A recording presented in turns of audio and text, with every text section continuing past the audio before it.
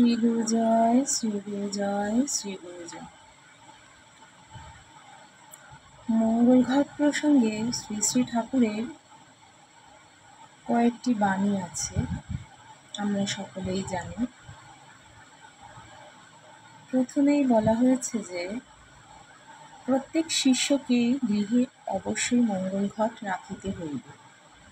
যেই দিন সে অন্ন গ্রহণ করিবে সেই দিন অন্নের অগ্রভাগ শ্রীগুরুর উদ্দেশ্যে উৎসর্গ করিতে হইবে।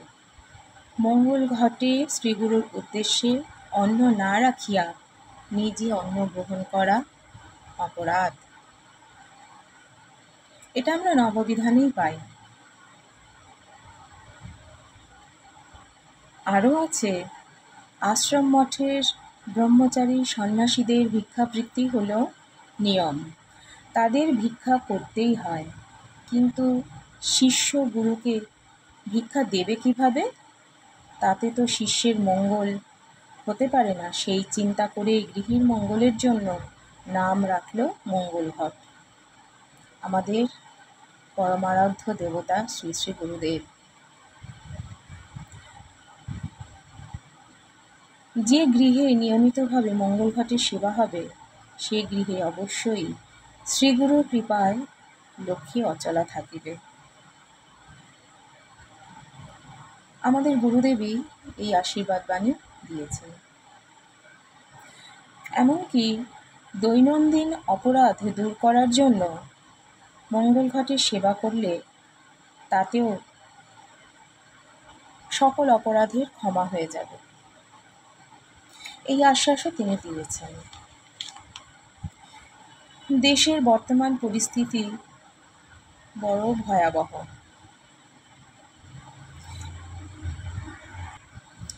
যেন পদ্মা নদীর তুফানে নৌকার যাত্রীরা ত্রাহি ত্রাহি ডাক ছাড়িতেছে।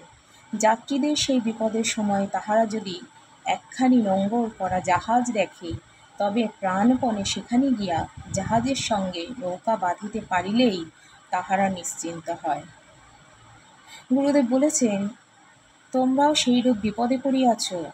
তোমাদের জাহাজ এই বিষ্ণু মন্দির, আর দড়ি মঙ্গল ঘট ও মাসিক চাঁদা।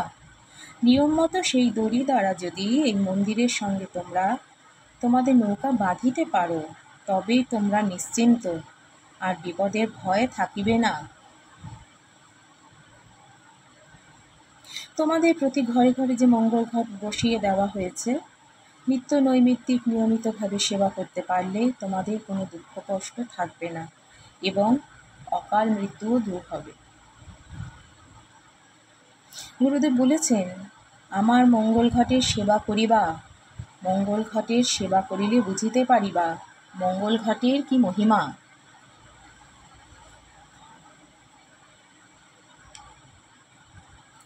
গুরুদেব আরও বলেছেন, আমার প্রাণ সম শ্রীগুরুর সঙ্গে নববিধান মানিয়া চলিতে অভ্যাস করো। প্রত্যেক শিষ্য ভক্তদের ঘরে ঘরে শ্রদ্ধা সহকারে মঙ্গল ঘটের সেবা করিতে পারিলে মঙ্গল অবশ্যই বিরাজ করিবে। ঘোর দুর্দিনেও কোনো দুঃখ কষ্ট হইবে না। তা তিনি বলেছেন, মঙ্গল ঘট তার তো পাঁচালিও আছে, আমরা জানি সকলেই। আমাদের শ্রীগুরু সংঘের ভক্ত শিষ্যদের সবার ঘরে ঘরেই আছে। তা পাঠ করার উপযুক্ত দিন হলো একাদশীর দিন। প্রতি মাসেই দুটো একাদশী আসে, একটি কৃষ্ণপক্ষে একটি শুক্লপক্ষে। আমরা জানি একাদশীর দিনে সকালে সন্ধ্যায় যে কোনো সময়ে আমরা ভক্তি শ্রদ্ধা ভরে সেই মঙ্গল ঘটের পাঁচালি পাঠ করব এবং সকলে একসাথে তা শ্রবণ করব।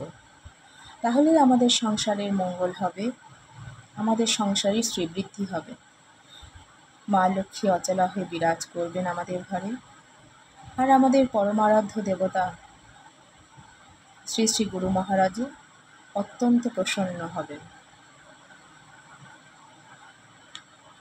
মঙ্গল চিন্তা করেই মঙ্গল ঘট স্থাপন করা হয়েছে।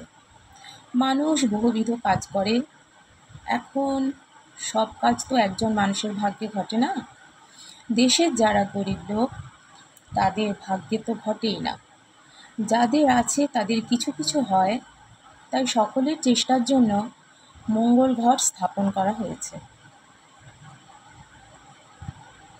গুরুদেব বলেছেন, এই মঙ্গল ঘট তোমরা ঠিকমতো চালিয়ে যাও, তোমাদের অকাল মৃত্যু, অকালে কঠিন ব্যাধি তোমাদের কখনো হবে না। তিনি সাবধান করেছেন যে ঘরে শুধু মঙ্গল ঘট এনে ফেলে রেখে দিলে চলবে না, যে ঘট রয়েছে ঘটের মতো পড়ে এক কোনায়, আর তোমরা রান্নার সময় এক মুঠো চাল রেখে দিলে ঘটের কি অবস্থা তা একবারও দেখলে না, তাহলে মঙ্গল ঘটের সেবা হয় না। হুম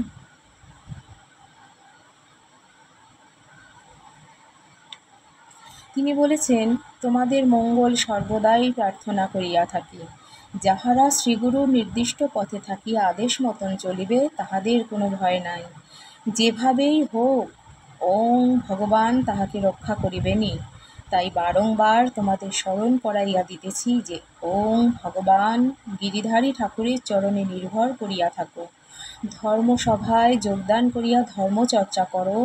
মঙ্গল ঘট কেহ উপবাসে রাখিও না, তাহাতে ২টি ৪টি যে যাহা যেভাবে পারো সেইভাবেই তাহার খোরাক দিও। তাহা হইলেই ভগবান তোমাদেরও ব্যবস্থা করিয়া দিবেন।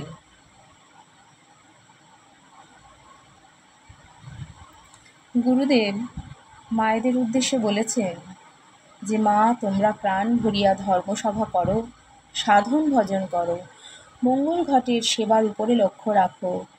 মা, তোমরা এবারে এই সকল কর্ম শেষ করিয়া নিত্যানন্দ ধামের অধিকারী হইতে পারিবে। একবেলা আহার করিলেও মঙ্গল ঘটকে একবেলায় সেবা দিও। মঙ্গল ঘট তোমাদের অন্ন কষ্ট দূর করিবে।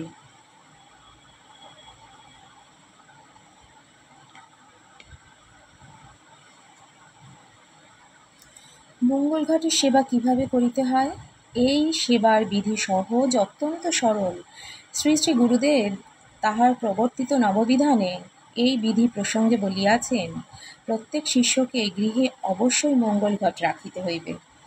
যেই দিন সে অন্নের গ্রহণ করিবে, অন্নের অগ্রভাগ শ্রীগুরুর উদ্দেশ্যে উৎসর্গ করিতে হইবে।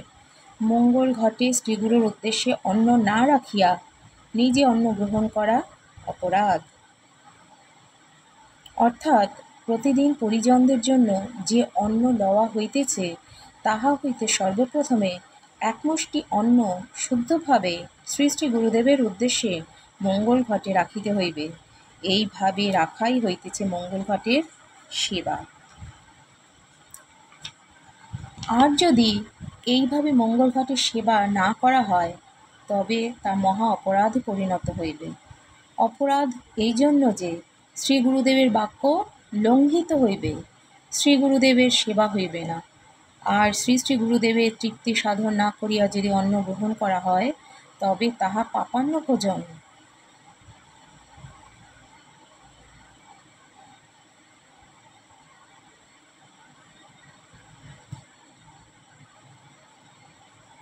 অর্থাৎ যে সদাচারীগণ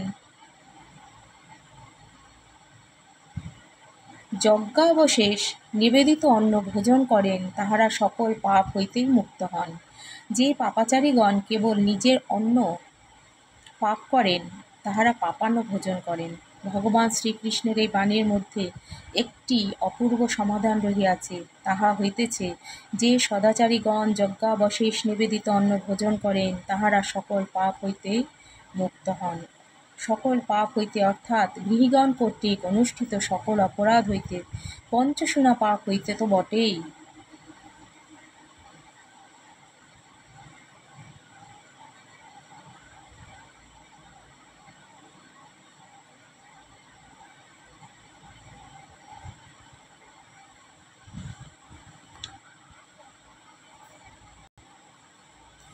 মঙ্গল ঘট সেবার মাধ্যমে আমরা সুযোগ পাইয়াছি শ্রী শ্রী গুরুদেবের নির্দেশিত বাক্য পালন করিবার। গুরু বাক্য পালনই শিষ্যের একমাত্র কর্তব্য, তাহার ধর্ম। শিষ্য হইয়া যদি শ্রীগুরুর বাক্য, তাহার বিধান পালন করিতে না পারি, তবে যথার্থ শিষ্যের পরিচয় কোথায়? সুতরাং শ্রী শ্রী ঠাকুর যখন নিয়মিতভাবে মঙ্গল ঘটে সেবা করিতে বলিয়াছেন, তখন আমরা নিয়মিতভাবেই সেবা করিব, চিরদিন করিব, বংশানুক্রমে করিব। বংশানুক্রমে কেন?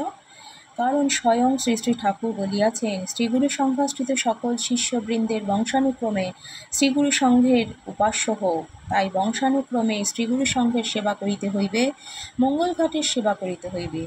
তাহা ছাড়া যিনি মঙ্গল ঘট সেবার জন্য বলিয়াছেন, তিনি শাশ্বত, চিরন্তন, তাহার বাক্য, তাহার নির্দেশও চিরন্তন।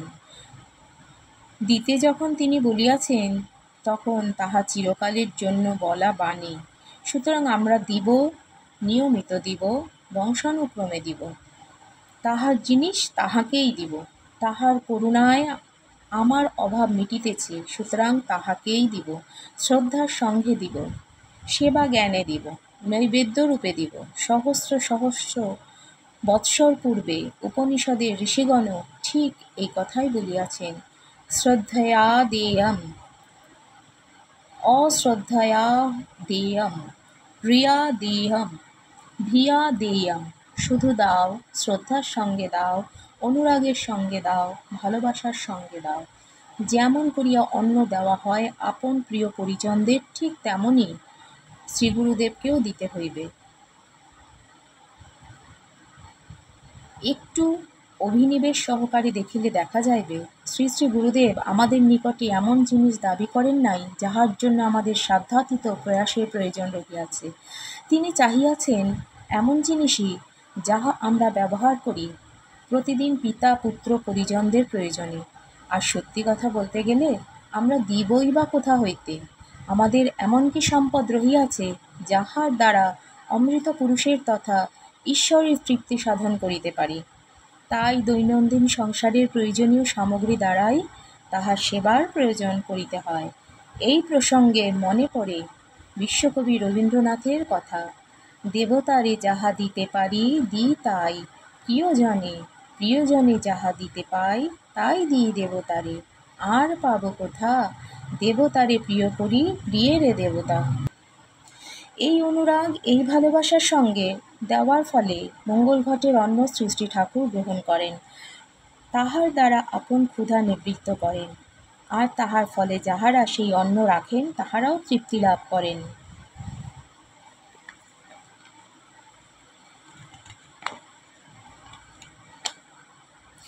দ্রৌপদী প্রদত্ত এক কণা অন্নের দ্বারা অখিলপতি শ্রীকৃষ্ণের ক্ষুধা মিটিয়েছিল এবং তাহার ফলে অতিথিবৃন্দ তৃপ্তি লাভ করেছিলেন।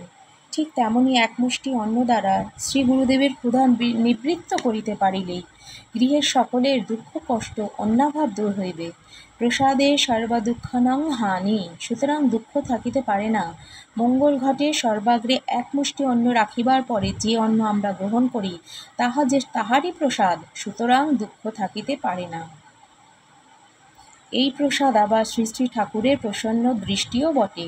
যখন শ্রী শ্রী ঠাকুর দেখেন তাহার আশ্রিত সন্তানগণ তাহার বাক্য পালন করিতেছে, তখন তিনি অতীব প্রীতি লাভ করেন, তিনি আনন্দ বিহ্বল হন। তাহার হৃদয়ের এই আনন্দ ভক্ত শিষ্যের জীবনকে স্পর্শ করে, ভক্ত শিষ্যের সংসারে করুণার ধারাকে প্রবাহিত করিয়া দেয়। তখন তাহার আর দুঃখ থাকে না, পাপী হয় না, অভাবের যন্ত্রণায় পীড়িত হইতে হয় না। এমনকি শ্রী শ্রী ঠাকুরের প্রতিশ্রুতি অনুযায়ী গৃহে অকাল মৃত্যু আসে না। এই প্রসঙ্গে তাহার অভয় বাণী, তোমাদের প্রতি ঘরে ঘরে যে মঙ্গল ঘট দেওয়া হয়েছে, নিত্য নৈমিত্তিক নিয়মিতভাবে সেবা করিতে পারিলে তোমাদের কোনো দুঃখ কষ্ট হইবে না এবং অকাল মৃত্যু দূর হইবে। প্রসঙ্গত দুঃখ কষ্ট হইবে না, এই কথার অর্থ এই নয় যে জীবনে মৃত্যুশোক আসিবে না। বিশেষত যাহা অনিবার্য তাহা তো ঘটিবেই। স্বয়ং তিনি বলিয়াছেন, মনে রাখিও শ্রী গুরু কৃপাহি কেবলম। সঙ্গে সঙ্গে কথাও মনে রাখিও, অনিবার্যের কোনো প্রতিকার নাই, যাহা অনিবার্য নয় তাহারই প্রতিকার সম্ভব। সুতরাং নিয়মিতভাবে মঙ্গল ঘটের সেবা করিবার পরেও যদি দুঃখ কষ্ট থাকে, অকাল মৃত্যু আসে, তবে বুঝিতে হইবে তাহা অনিবার্য। পূর্বজন্মের কর্মফল খণ্ডাইবের জন্য বিধাতা পুরুষের অবদান। শ্রী গুরু জয়, শ্রী গুরু জয়, শ্রী গুরু জয়।